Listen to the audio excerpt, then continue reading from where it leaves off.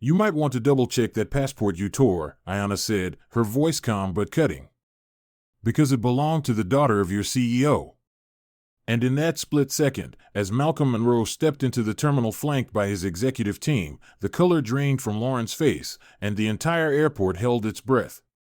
The airport was a place of motion, heels clicking across marble floors, the rolling hum of luggage wheels, and announcements echoing through high vaulted ceilings. Metropolitan Skyport Terminal shimmered with polished luxury, a hub for international elites, diplomats, and jet-setting executives. Amid the rush of travelers and the hum of wealth, one young woman moved with a grace that turned heads, not because of fame or flashiness, but because she carried herself like someone who belonged. Her name was Ayanna Monroe. She was 25, dressed in a sharp navy pantsuit and minimalist gold earrings, her natural curls pinned back in a sleek updo. She walked with poise, a leather laptop case in one hand and a freshly stamped passport in the other. She had just wrapped a panel at a global innovation summit in Switzerland, her first time speaking at such an event, and she was heading back to New York to prepare for a pitch meeting that could skyrocket her startup into the national spotlight. This flight, this day, was supposed to be smooth. Routine. Nothing out of the ordinary. But Ayanna had learned long ago that for a black woman, no matter how poised, how polished, ordinary could be taken away in an instant. She stepped into the first-class boarding lane, greeted by the sterile scent of citrus cleaner and the mechanical beeps of check-in screens. The woman behind the desk didn't smile. Lauren Whitaker. 34. Blonde, statuesque, uniform crisp, and posture just a little too stiff. Ayanna had seen that look before, not just in faces, but in tone and energy. Lauren glanced up, scanned Ayanna quickly from head to toe, and her lips thinned. "Excuse me," Lauren said flatly. "I'm not seeing your ticket in the system. Are you sure you're in the right lane?" Ayanna blinked.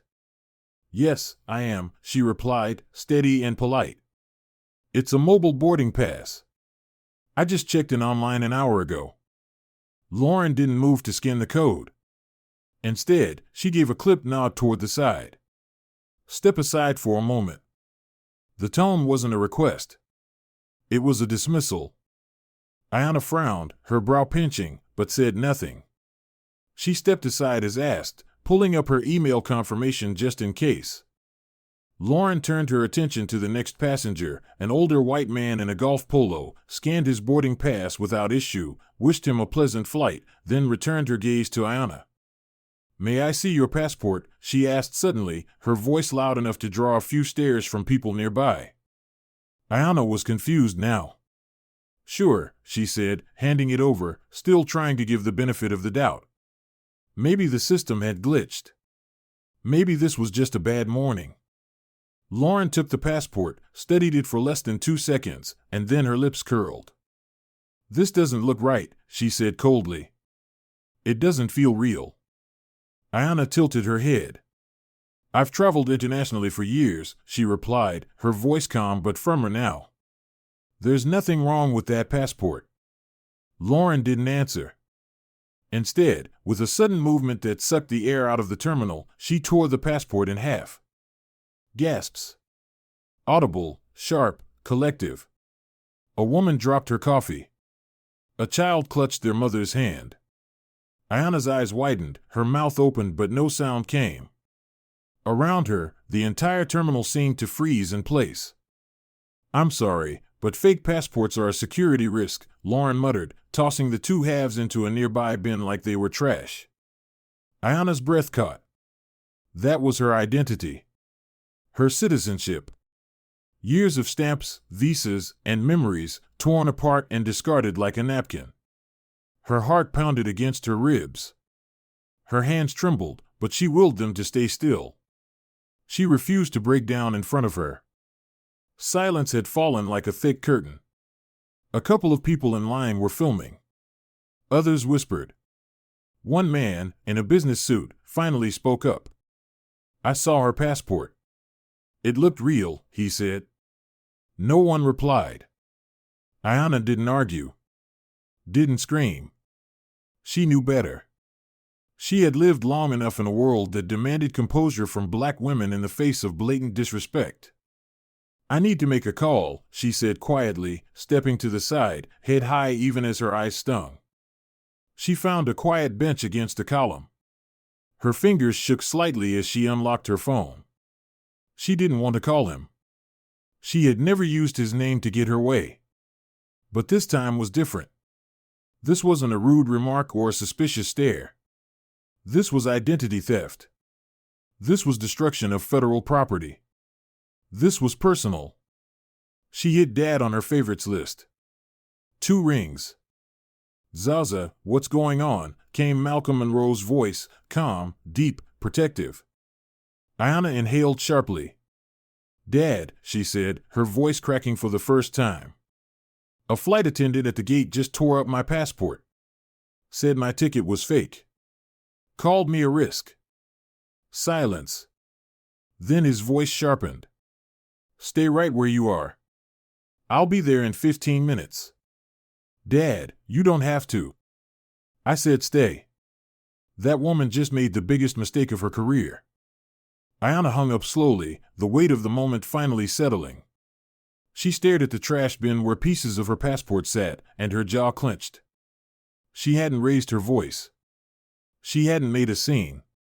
And still, she'd been treated like a criminal. A soft ping pulled her attention. A stranger had airdropped her a photo, her torn passport on the counter, time-stamped. The caption read, "This isn't right. I'm so sorry." Ayanna closed her eyes and took a breath. She had always tried to make her own way. Never leaned on her family's power. But this wasn't about using influence. This was about demanding respect. The terminal had gone back to its regular rhythm, but the energy near Gate 42 remained off. People were watching her. Watching the staff. Watching to see what would happen next. Lauren, meanwhile, carried on as if nothing had happened.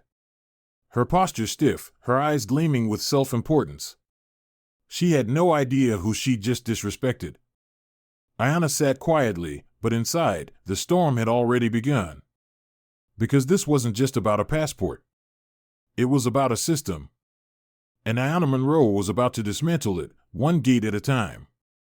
Ayanna sat near Gate 42, her spine upright, her hands resting on her lap, though tension rippled through every inch of her frame. Her father's voice still echoed in her ears, firm, unwavering, furious. She had only ever seen Malcolm Monroe truly angry a handful of times in her life, and never like this. She watched as passengers continued to pass through security, as if nothing had happened, as if a young black woman hadn't just had her identity shredded in public without cause.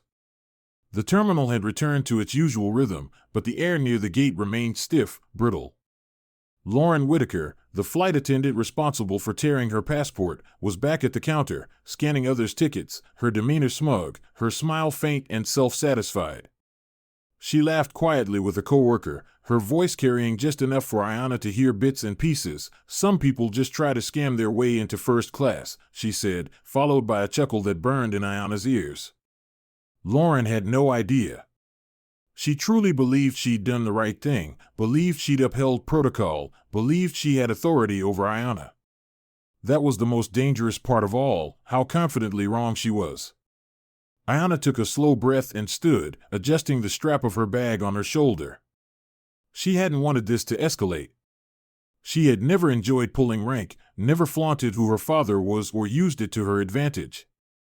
She had always wanted to be known for her work, her integrity, her own voice. But there were moments in life where silence became complicity, and today was not a day for silence. She walked calmly back toward the gate. Lauren was turning to address another passenger when Ayanna's voice stopped her mid-sentence. "You might want to double-check before tearing someone's identity to pieces," Ayanna said evenly, her voice carrying not in volume, but in certainty. "That passport you ripped up belonged to the daughter of your CEO." Time froze. Lauren blinked, caught off guard, lips parting slightly in disbelief, confusion swimming behind her eyes. Then footsteps approached from behind Ayanna. Measured.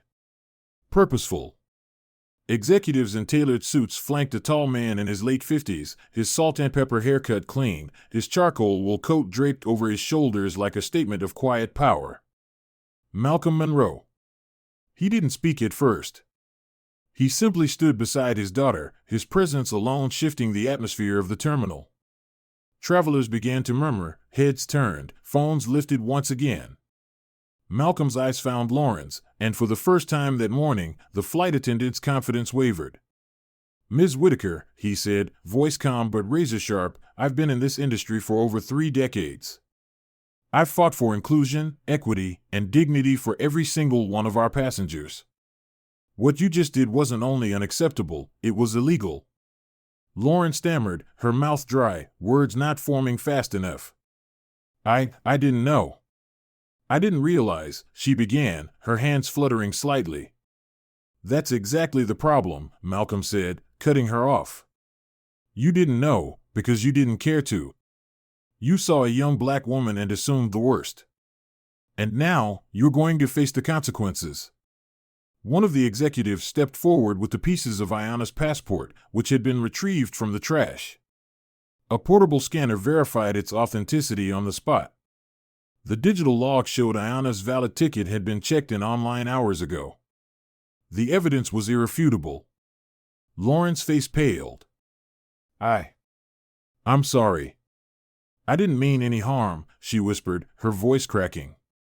"It's not about intent," Malcolm replied without flinching. "It's about impact. And the impact of your actions could have prevented my daughter, a U.S. citizen, a business owner, a speaker at an international conference, from re-entering her own country. You humiliated her, disrespected her, and tore up government property without justification." Security arrived. Lauren was asked to step away from the counter. She hesitated, but the look in the CEO's eyes told her there would be no negotiation. As she was escorted out of view, passengers who had been watching in silence began to clap.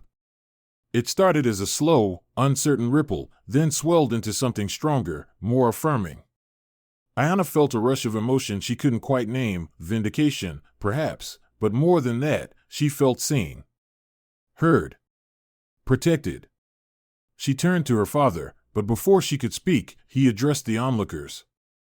"Let me be very clear," Malcolm said, turning slightly so his voice reached the crowd. "Stellar Air does not tolerate discrimination in any form. If you ever feel mistreated, you have the right to speak up.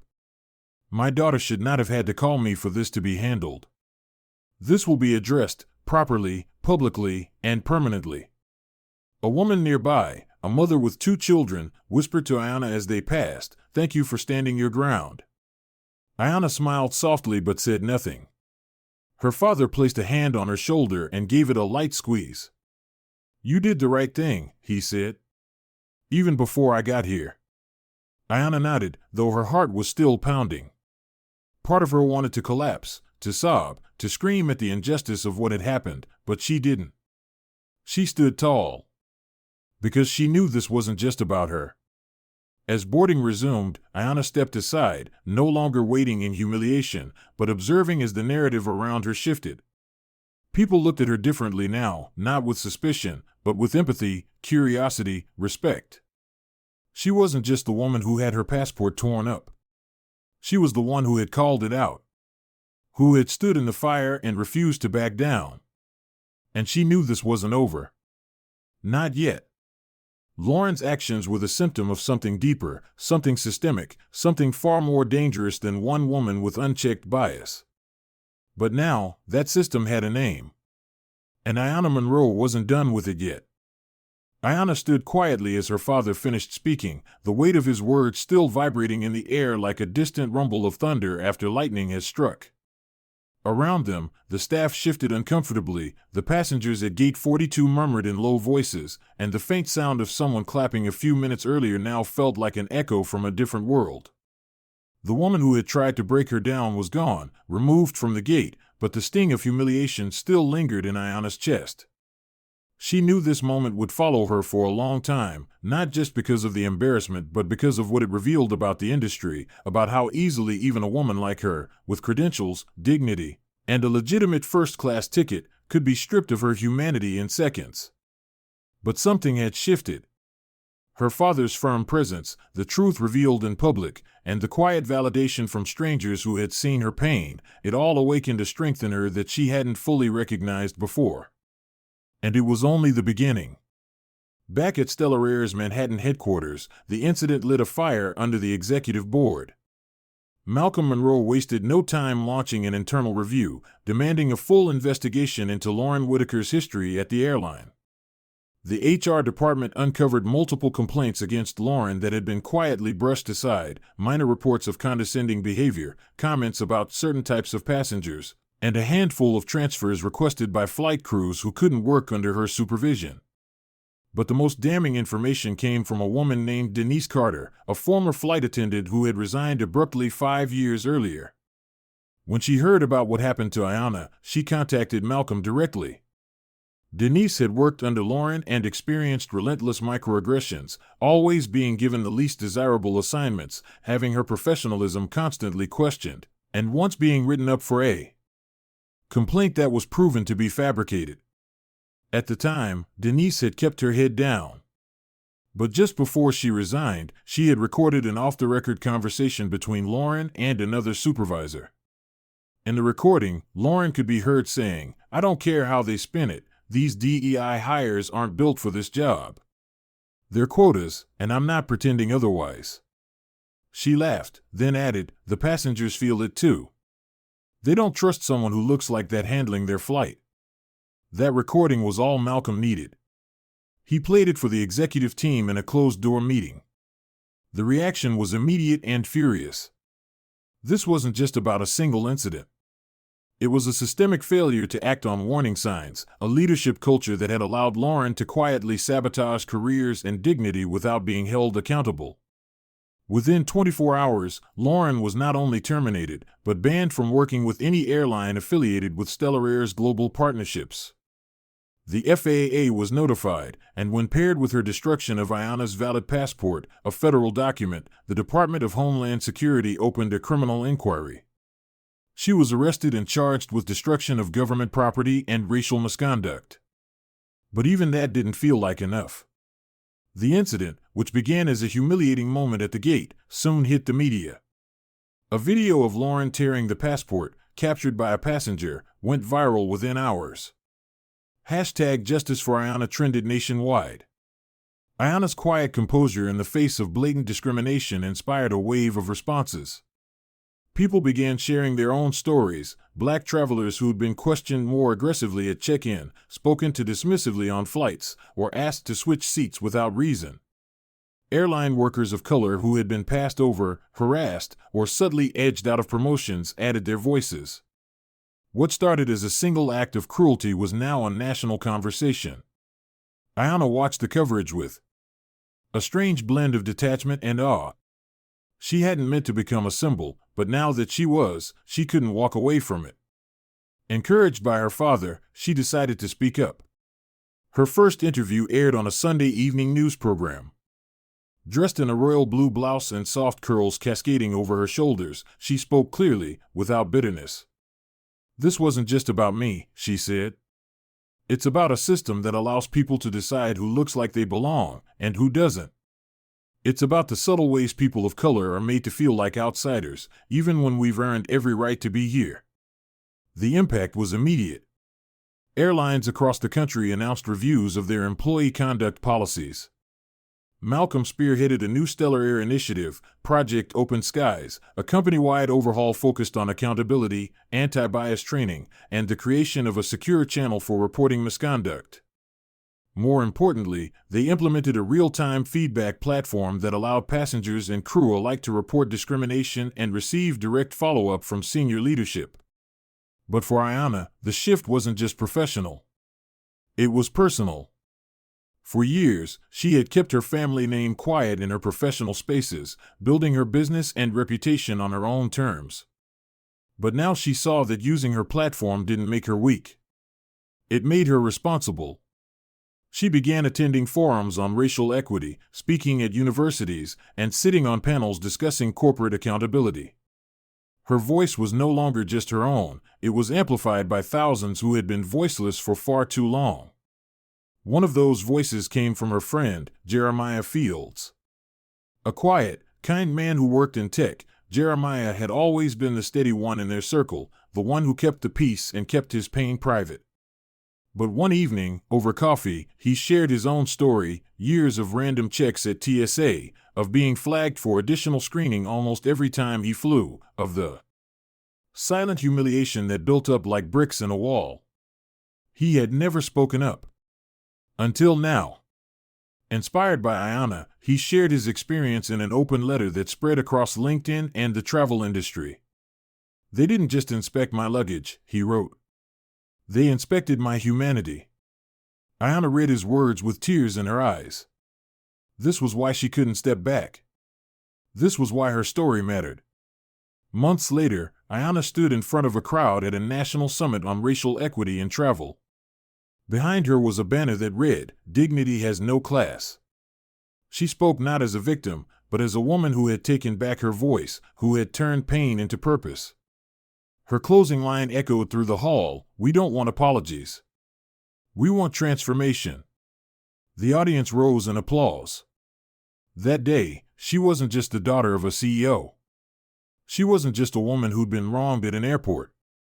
She was a leader, a changemaker, and a symbol of quiet, relentless strength. As she stepped off the stage, her father greeted her with pride in his eyes. "You didn't just change a policy," he said. "You started a movement." And Ayanna knew this wasn't the end of the journey. It was only the takeoff. Because every voice she'd helped lift, every system she'd challenged, every truth she'd spoken, it had all taken flight.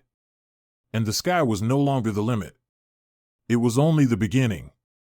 As the author of this story, I want to take a moment to reflect on the heart of what just unfolded and speak directly to you, the listener who stayed with Ayanna through every painful, powerful step of her journey. This wasn't just a story about a torn passport or a rude flight attendant. It was a story about what happens when people in power misuse their position to humiliate others based on race, assumptions, and deep-seated bias. It was about how even the most accomplished among us, people like Ayanna, who had done everything right, can still be seen as less than in a world that often judges character based on appearance, not merit. But more than anything, this was a story about reclaiming your voice. Ayanna could have walked away quietly. She could have let the humiliation simmer in silence, as so many have been forced to do. But instead, she stood up. She didn't scream. She didn't retaliate in anger. She responded with calm, with facts, with dignity, and ultimately, with action. And that's the lesson I want you to carry with you. You have the right to demand respect. You have the right to take up space. And you have the power to speak out when you've been wronged.